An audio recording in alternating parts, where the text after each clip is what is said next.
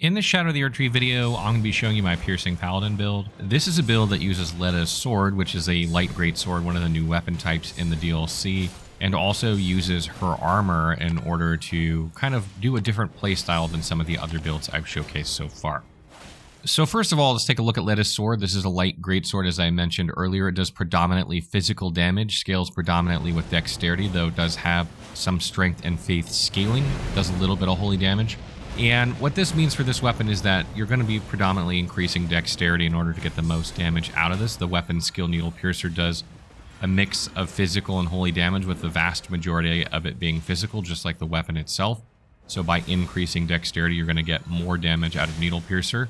And because the requirement is 19 faith for this weapon, you might as well go up to 25 faith, allowing you to cast Golden Vow and Flame Grant Me Strength, which both affect this weapon and weapon skill very well. Because it still does predominantly physical damage, you're going to get a pretty good boost from Flame Grant Me Strength, even if it isn't 100% of the damage. And just like Milady, Leda's Greatsword has a phenomenal moveset that allows you to do repeated attacks, and that's one of the things that I really wanted to play into in this build. In the Dark Paladin build, we focused a lot on block counters and using a shield, retaliating, and using the R2 attack. But in this build, even though we do have some block counters, a lot of it is about timing your attacks, chaining them together, and building up your attack power through repeated hits. And before we move on from the weapon, I want to talk a little bit about Needle Piercer, its weapon skill. This is a very bizarre skill because, as I mentioned, it does predominantly physical damage and a little bit of holy damage. This physical damage is actually piercing damage, which means that it benefits from the Spear Talisman. If you're using the Spear Talisman and you hit an enemy that is in its forward attack animation with this weapon skill, it will deal counter damage. And if you're using the Spear Talisman, it will boost that counter damage. This is not all the time, so it's not reliable, but that is an effective way of boosting the weapon damage of this Ash of War, this weapon skill. And something else that's kind of bizarre about this weapon skill is it's not boosted by Shard of Alexander or Warrior Jar Shard. So that, I think, is a bug. Every other damaging weapon skill in the game is boosted by Shard of Alexander. If you remember, the base game, Sorcery of the Crozer on the Watchdog staff, was not boosted by Shard of Alexander either. That was eventually patched in 1.07 to deal damage. So I think the same will happen here eventually. So you might want to consider adding that to this build at some point. But currently in its state, it doesn't have this. Just be on the lookout for a patch that changes this. You'll also notice that this weapon skill is quite expensive at 19 FP for the damage that it deals. And that sometimes if you're just out of range, even though this weapon has quite long range, the projectiles will deal less damage, almost like they're acting like arrows or something like that, and they're not getting the full value because they're outside of their range. So you want to make sure that you are at the optimal distance, which can take some practice to get when casting this. And it's a tricky weapon skill to use because if you're too close, it's just going to go over the target. If you're too far, it's going to stop short or deal very little damage, so it can be a bit finicky. But once you get it down, it's actually really useful in a lot of boss fights, where bosses tend to hang back a little bit and then charge at you. Like if you're fighting Rolana, or you're fighting the Divine Beast, or even fighting Mesmer, these are fights where this can come in handy. Or even fighting Commander Gaius. There are a lot of boss fights where the enemy will keep its distance for a while, and this allows you to keep the pressure on them, keep building up stance damage, keep dealing damage to them, so that when they get close to you, you've been taking off their health the whole time and you can continue with your strategy. And the last thing I'll briefly mention about Needle Piercer before I move on is that the Blue Dancer Charm increases the damage of this weapon skill probably more than any other talisman in the game if you have very, very light weight. So if you really want to optimize your Needle Piercer damage, which I don't recommend because it's not a ton of damage anyway, but you could, you'd be better off using one of the transformations like Rock Heart or Priestess Heart or something like that in order to be able to use a light equip load and use the Blue Dancer Charm and boost the damage of that weapon skill. Then you would be the way we're set up. We're simply not optimized for that weapon skill. It's more of an addition to this build than it is the focus of this build. And then for Sacred Seal, I'm using the Golden Order one here. Don't even meet the requirements for it. I'm simply using it for Golden Vow and Flame Grant Me Strength. It weighs 0. Highly recommend that you use a seal that weighs 0 to just, not add equip load to your build. And we don't really have like tons and tons of strength or faith for this build, so, the Clawmark Seal isn't particularly great. If you wanted to cast incantations, it's not a great build for that. But really all you need it for is to just cast those 2 spells. So then armor-wise, I have the Oathkeeper Helm, I have Leda's armor, and then I have Black Knight Gauntlets and Legs. This gives me exactly 51 poise. I really like the Oathkeeper Gauntlets and Legs with this build for the fashion, but you don't reach 51 poise doing that. So you could do that and use the Bull Goat's Talisman if you really care about the gauntlets and leg pieces, but I still think it looks pretty good the way we're set up. And there are so many talismans that are good for this build that I really didn't want to eat up a talisman slot with bulk oats. And one thing really nice about Leda's armor is that it increases the damage that you deal on dash attacks after rolling or after backstepping by 10%. You tend to do a lot of rushing attacks with this build, particularly if you run forward and hit R2. I find that is a fantastic moveset, particularly if you follow up with R1 combos afterward. You will roll an attack a lot as well. So just getting extra damage on those attacks for wearing armor is fantastic. This is easily one of the best armor pieces in the game because just about every build that's not a spellcasting build will be rolling, backstepping, or dashing, attacking during fights, even, on the landscape or in boss fights. So talisman-wise, I kind of mix this up depending on what I'm facing, and there are a lot of ways that you can set up for this, but ones that I generally keep equipped are Green Turtle Talisman or Two-Headed Turtle Talisman for stamina recovery. We use a lot of stamina with this build, not only because we attack rapidly, but also because we are block countering, which I'll get into in a second. And we have Millicent's Prothesis, since this gives us dexterity, which our weapon scales with predominantly, and gives us attack power with successive hits. Both of those things are great for this build. Now beyond that, there are a couple ways you can go. You can use Blade of Mercy to give you increased attack power when you do a critical strike, because you will be doing block counters that you can follow up with critical hits. This can boost your attack power for a limited time. It's good out on the landscape, and it's good in some boss fights as well. So that's one you can use in, if you don't like that one, you could use Crusade Insignia out on the landscape as well. This is easier to trigger since you just need to kill enemies. It has a little bit lower attack power boost and is not as easy to use in boss fights because there's really nothing to kill in most boss fights. But that is an alternative if you're out on the landscape. We also have the Curved Sword Talisman here. This increases your block counter damage. As I mentioned in this build, we are doing a lot of block counters, which I'll explain here in just a second.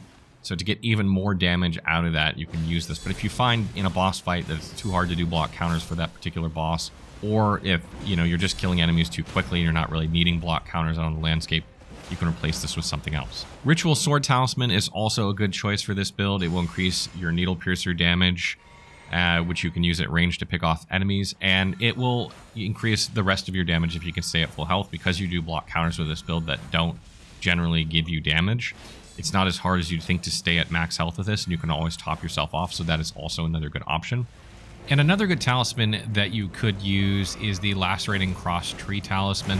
This talisman further boosts dash attacks in PvE and PvP, 15% PvE, 7.5% PvP. And this works really well for this build. Again, I love the running R2 attack. You're getting bonus damage on this from the armor chest piece anyway. So you could stack these to get even more damage on that running R2 if you find you really like it as well. And lastly is the Spear Talisman, as I mentioned before. That will affect Needle Piercer's damage if you, cast it into a boss or an enemy that's attacking forward with its attacking motion. And also, any thrusting attacks you do with your weapon will also be boosted if the enemy is in their attack animation as well moving forward. So I'm going to get into the Wondrous Physique first before I get into attributes, because I feel like it's more important for this build. But essentially what I've done here is I'm using the Deflecting Hardtear, which is a new one added with the DLC, and the one that increases stamina recovery. And stamina recovery is such a huge part of this build because of the amount of block counters we do and how fast we attack. But the Deflecting Hardtear is what really makes this build work, and it's not really optional for most of this build. So what the Deflecting Hardtear does is it effectively makes it so that if you block at the exact moment an attack hits you, you aren't going to take any damage from that attack if it's physical, and if it's elemental, you'll have 75% elemental resistance. So still not going to take very much damage if it's an elemental attack. And it allows you to actually block with this weapon like it was a shield, or play kind of a Sekiro playstyle. And it will also increase the next attack of your block counter damage. So, and it will continue to stack up to, I think, 4 or 5 stacks. So theoretically, if you went block, block, block, and then block countered, you would deal way more damage than if you just blocked and block countered. So then another reason we have the Curved Sword Talisman is to further enhance that damage when we do it. And by doing that, we're going to get very, very high damage. We're going to be able to block with a build that traditionally shouldn't be able to block. And we're going to get lots of stance damage from block counters. So all those things work really well with this build. And this lets you stand toe-to-toe with a lot of bosses or enemies that would normally not be possible to block with, right? If you don't turn on this Deflectear, you're going to, block once or twice, and you're going to basically be guard broken and take damage, a lot of damage from that block, and you're going to be dead. That would be what normally happens. And if you don't get your block timing correct when you're using the Deflectear, you will also probably be dead. So it's a very advanced playstyle, but it's one that's very fun to play, and you can use this Deflectear. I think it's probably best shines on the new shields, the piercing shields, thrusting shields that are in the game, because they have higher guard boost, and it's easier, in my opinion, to use them and get damage out of them, retaliate with them if you're using them as a primary weapon. But I really like it on this build because it has such style with the flowing movesets, out of the block counter, allowing you to go right into your combos, following up with more deflects and block counters. Just so much fun to play, and it's so stylish. I just couldn't help but make it part of this build. And another thing that I really love about this tier is that it has a 5-minute duration, so you can use it out on the landscape as well for big stretches of the game. I will say it's much easier to use when you know where you're going. For instance, like if you're farming an area, or if you have been into a dungeon and you died like halfway through and you know basically how to get back to that point. It's better to use in those scenarios than if you're just exploring slowly and methodically. You're going to run out of it. And obviously it's going to last, a whole boss fight pretty much any time you do a boss fight. So make sure you're using it during boss fights, obviously.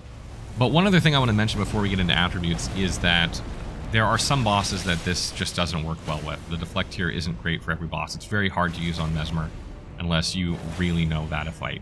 It's hard to use on Divine Beast because Divine Beast has kind of erratic attacks and also tends to push you backward with his attacks. So you can't really follow up with a block counter anyway, even if you deflect perfectly. In those instances, and maybe a couple other instances in the game, I highly recommend swapping out the Deflectear for something like the Winged Crystal tier that will basically alleviate a lot of your equip load and make it so that you can light roll. And in those cases, I feel like those fights are easier when you're light rolling rather than going for deflects. So that is also an option if you find yourself having a tough time deflecting a specific boss. So for attributes for this build, at 161 I have 55 Vigor, 34 Mind, 30 Endurance, 11 Strength, 65 Dexterity, 16 Intelligence, 25 Faith, and 9 Arcane. You don't need any Intelligence or Arcane for this build. 55 Vigor is probably the minimum I'd have with this build. You do mess up on your deflect sometimes, and you will take chip damage, so having high Vigor is good. You probably want to take this up to 60 eventually.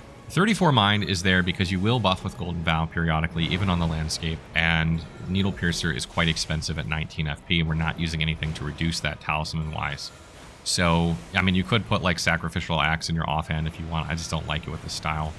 But you're going to go through FP when you use Needle Piercer, and when you're in a boss fight, you want to be able to cast that as much as you need without having to Blue Flask too often, or you're going to find yourself in a bad spot.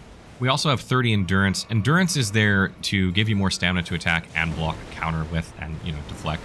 You'll probably want even more Endurance, so taking this up to like 35 or 40 wouldn't be bad at some point either. 11 Strength is just to meet the minimum requirements for the weapon. 65 Dexterity is 5 for Millicent's Prothesis, but otherwise 60. Dexterity scales the best with this weapon, and it does increase the weapon skill, so you're going to want to focus on Dexterity probably until you're around 80. And then lastly, you need 19 Faith to use this weapon anyway, so taking it up to 25 just makes sense for the buffs I mentioned already.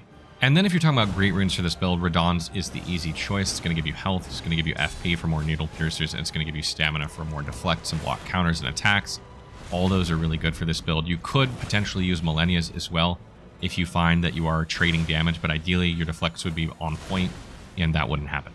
So that wraps up our Piercing Paladin build. I hope you guys enjoyed this one. It's a bit different. It's a ton of fun to play. It's more of an advanced play style, but once you kind of get the deflect down, it is way so much fun to play. And again, it's just so stylish while you're playing, kind of like the Mesmer Fire Knight build with the, Mesmer's Orb spell and the Fire Knight's Greatsword that just looks awesome while you're running around throttling enemies. You feel like an absolute badass when you're using this build. So I hope you guys enjoy it. As always, if you have tips for this build, maybe something I didn't mention, or you have questions, please leave them in the comments and I will try and get to them as soon as I can.